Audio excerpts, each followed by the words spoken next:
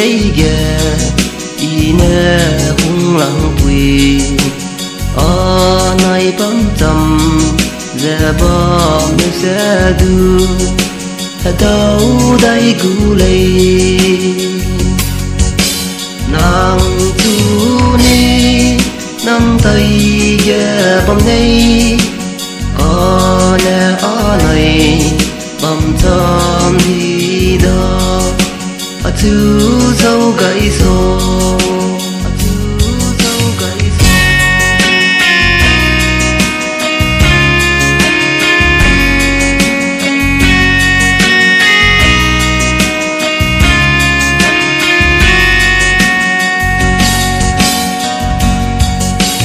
nơi bom trăm đường hùng bé có ra mà nắng đưa á từ ngày sẽ lâu quý qua bấm gu nàng tu ni nắm tay ghé bấm này có nè ở này bấm thơm đi đó thứ dâu gãy xô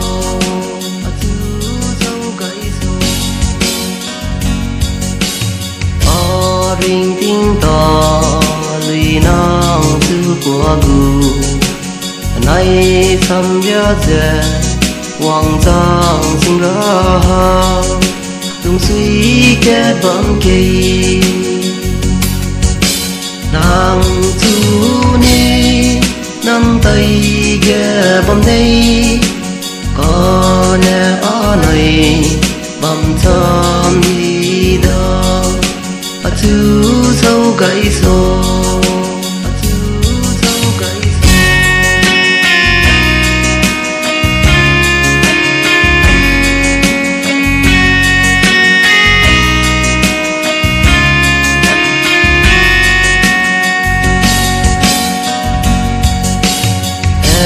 ghi quang bè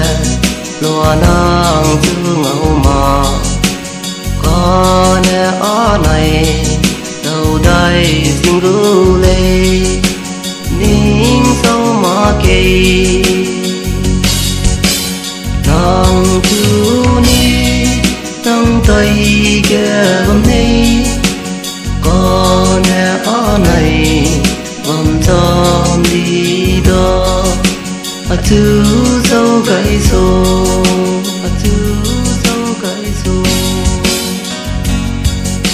nàng tu ni